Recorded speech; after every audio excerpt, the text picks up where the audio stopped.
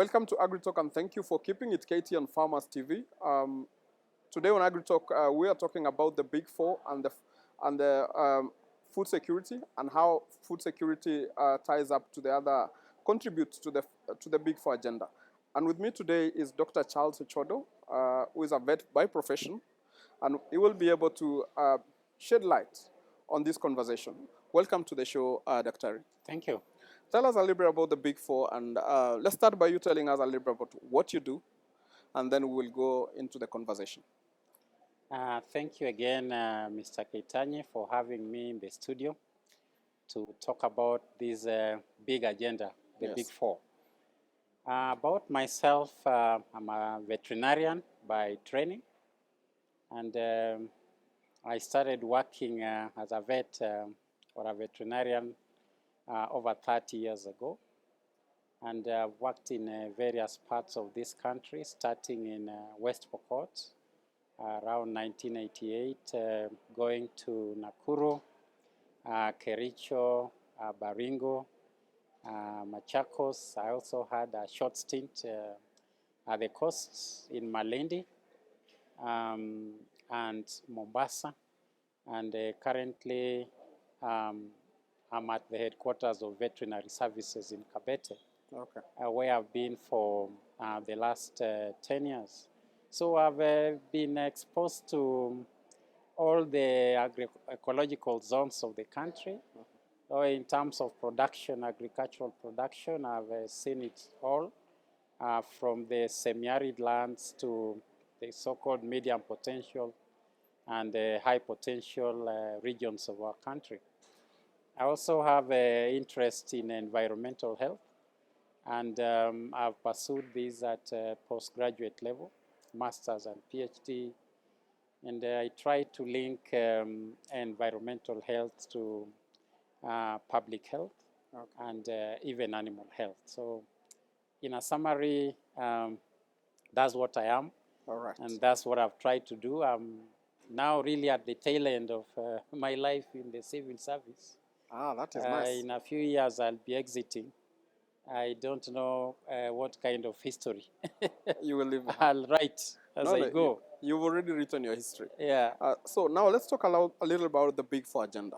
When we talk about the Big Four agenda, what is it exactly for our viewers who are watching?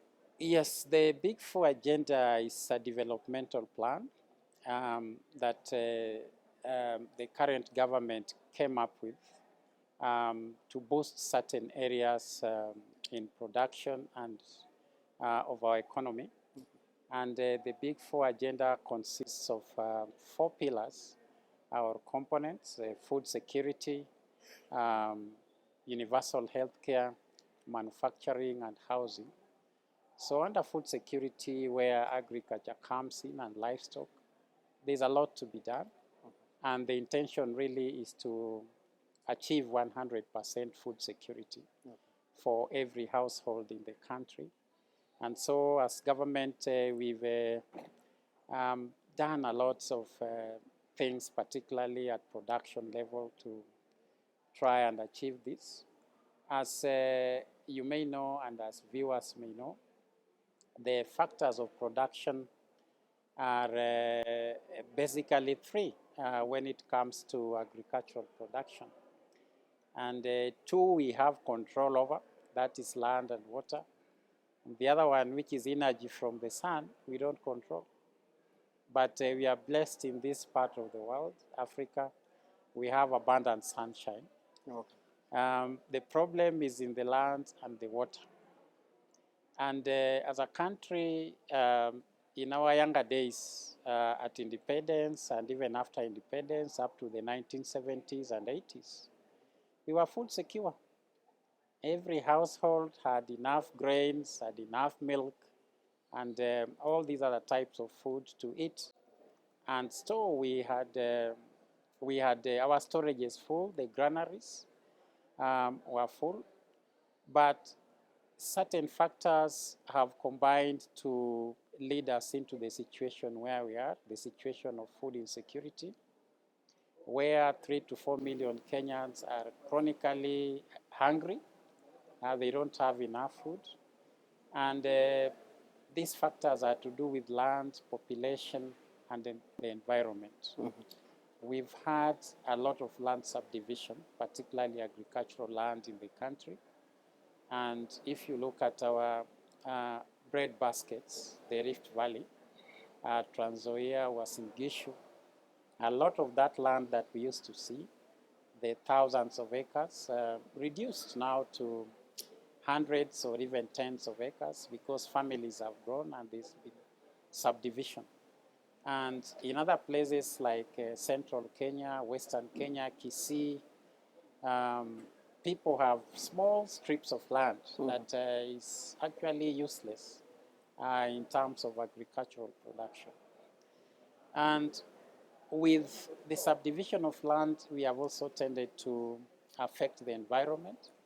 So the water catchments have also been invaded by populations. The riverbanks that used to be protected. Remember, according to the agricultural law, we were not supposed to cultivate 50 meters from the river, and that was meant to protect the rivers from siltation, the soil that would be washed into the river. But in some places now in this country, people have practically settled on the riverbed. They don't have enough water even to drink. So water for agriculture is not there. Irrigation that we talk of is impacted by that because we need water for irrigation. And our big rivers like the Tana and Athi are seasonal now. Sometimes in the year you can actually walk across Tana River. The other factor that has contributed to food insecurity is population growth. Maybe before you move to the population growth, let's remain on land a little bit. What do we need to do to salvage our situation currently, especially when it comes to land subdivision? Because I think it is one of our biggest problems as we speak. Yes, a lot can be done, and we have the policies and laws to help us in that. The only problem is that we have competing interests. Under the National Land Commission Act of 2012, there's provision for zoning of land resources. And in the rural areas, that zoning is supposed to give us the settlement areas and what we call agricultural land. And these special plans or zones, when done, would then give us certain protected areas where we shall produce our food and raise our animals. But as far as I can remember, very few counties have gone into zoning of their areas for production or for settlement. And those that have attempted have not gone ahead to implement what they have done. Even if they have secured certain places for agriculture, they have not actively prevented settlement there. So we see people subdividing all sorts of land everywhere for agriculture, for industry, and you have seen it in Kiambu where we have the tattoo cities and so on. And it has also gone to the asals, places like Isiolo, places like Narok. People are subdividing the community ranches.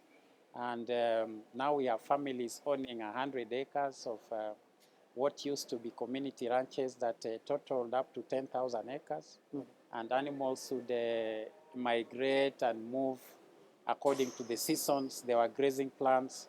But now when you have your 100 acres in a dry land and you have your 10 children, what it means is that in a few years you are going to subdivide that land among your 10 children, and they'll each have 10 acres of dry land. So everybody is going to have a small patch of desert that will be practically useless for animal production or for crop production. And this is the tragedy, because government is really not coming in to direct the people. It's just reacting to the people's demand for title deeds.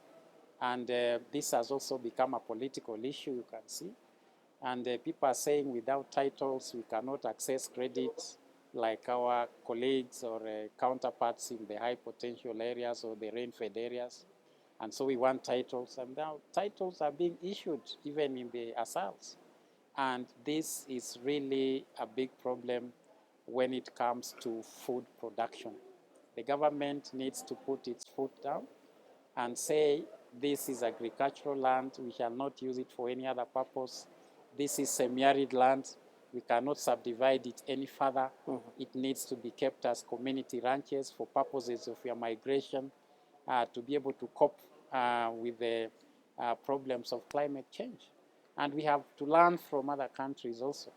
Places like China, with very big population, over 1.2 billion people, are food secure.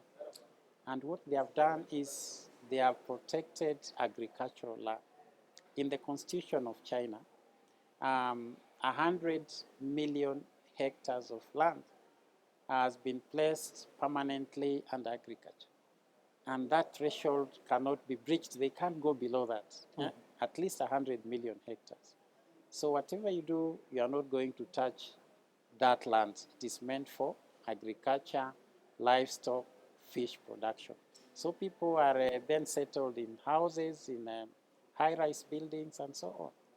But for us, anything can happen anywhere. You can create your own town in your village. True, very true. Yeah, and this is the biggest problem.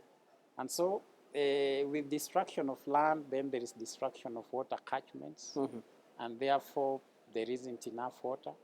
And so you can't even do your irrigation. So those three factors I said, land, water, and sunshine, it is only sunshine that we have in abundance. Very true. Because we can't do anything about it. If we could, I'm sure we could not even be having enough sunshine.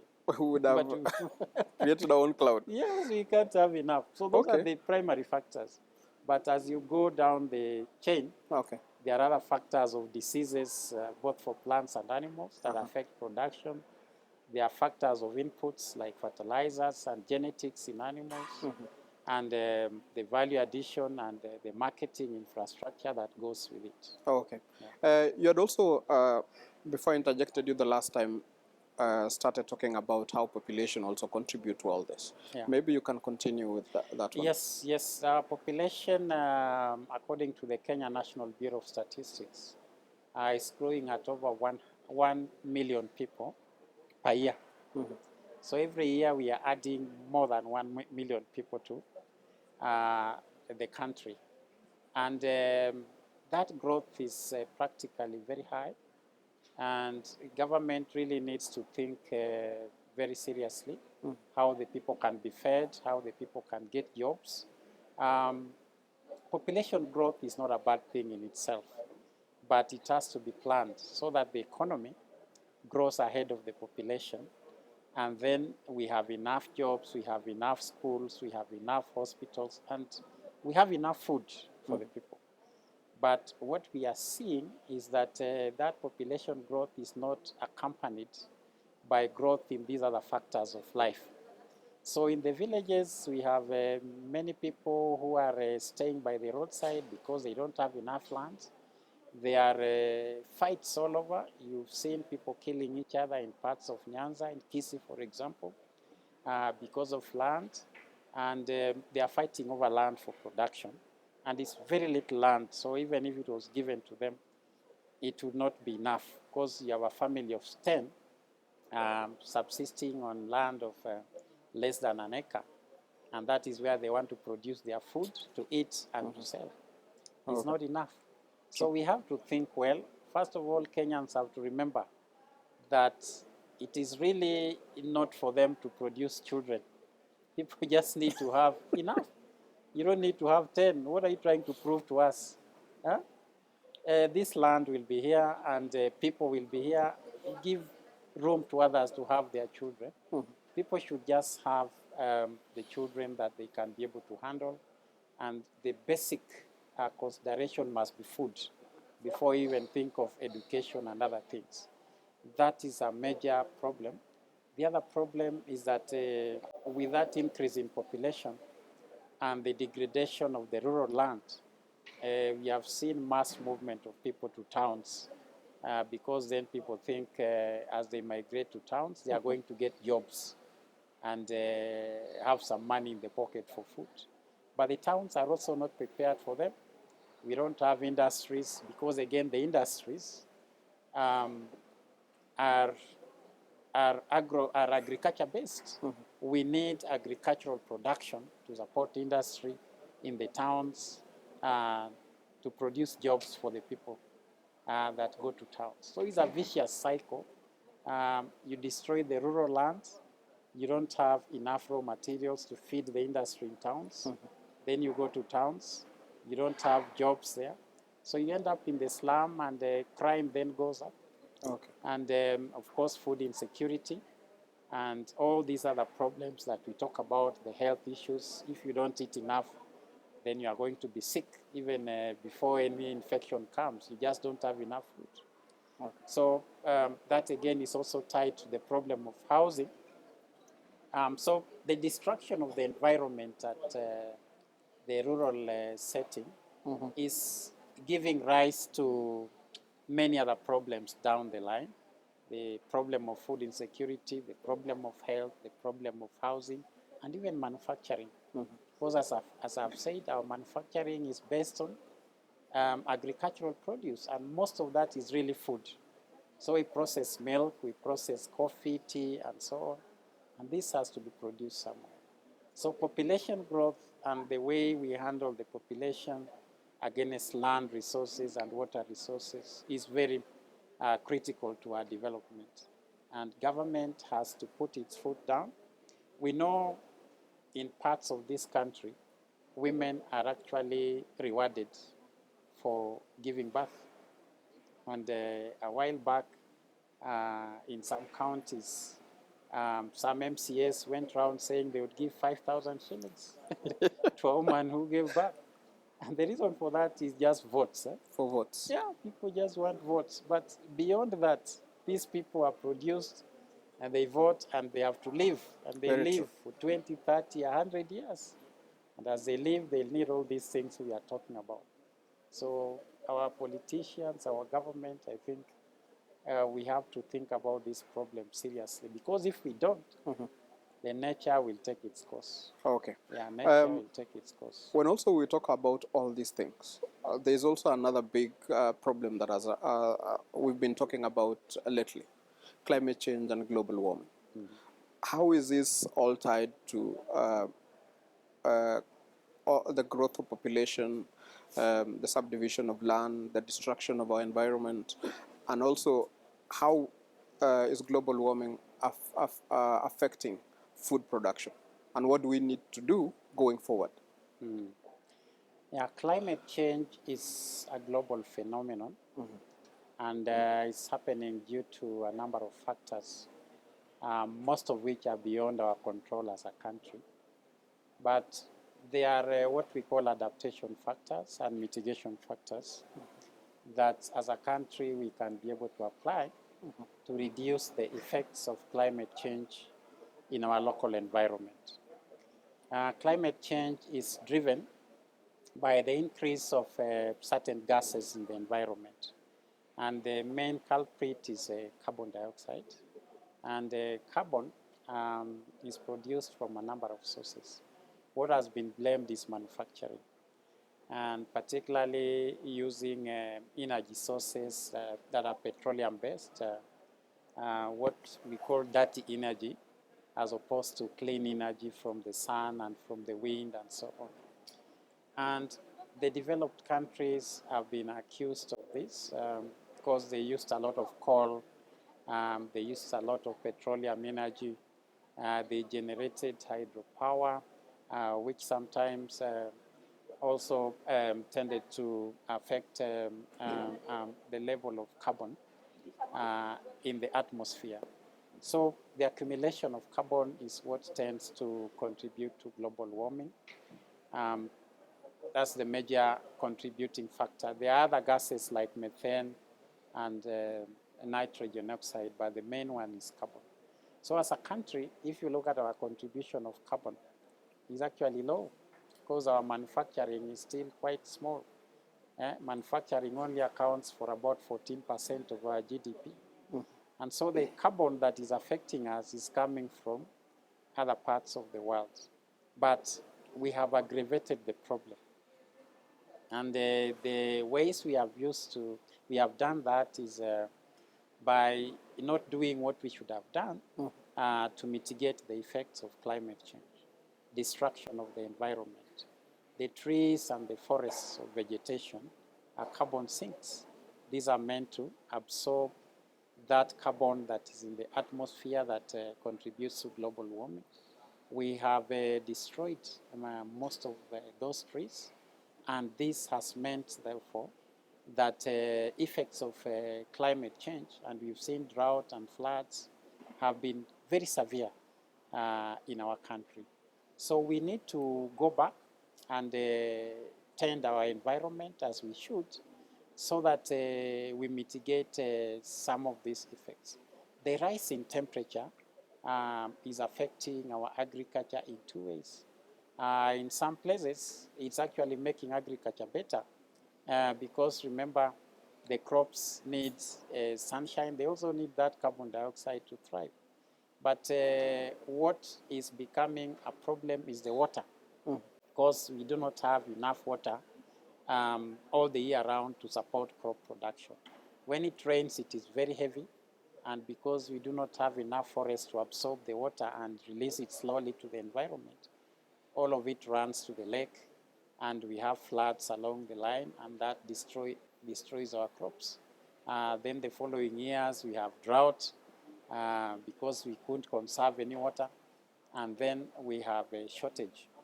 Climate change has also seen a lot of migration of people and animals into habitats that were not originally theirs. And so the issue of human-wildlife conflict has become a problem. And we see that in places like the Savo Park in Taita, for example. We have the perennial problem of elephants getting into people's crops.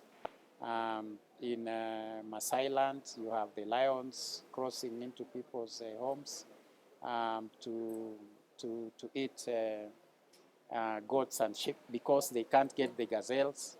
The gazelles have maybe migrated or they are not enough because climate change has also affected the parks. We don't have enough grass, we don't have enough water. So we have seen human-wildlife conflict growing. Then diseases, because again, if we have more contact between animals and humans, we are going to have diseases. So diseases that were not traditionally a problem to us are becoming a problem. And even though we have not had problems like Ebola and so on, we know that is happening in the Congo, and the reason it is happening is because people are going into the forests. They are going into the forest to look for food, because what they used to have, they don't have wherever they are. Okay. And they are doing that as a result of climate change.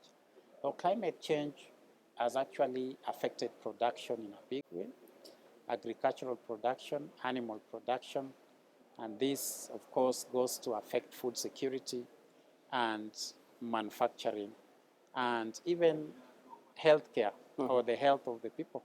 Because in certain places that were ordinarily not experiencing certain diseases now have those diseases. Okay. One example is the malaria.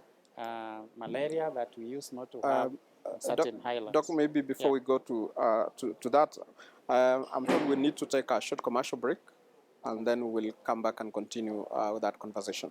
For our viewers back at home, those who've joined this conversation halfway, today we are talking about the Big Four agenda, especially when it comes to food security.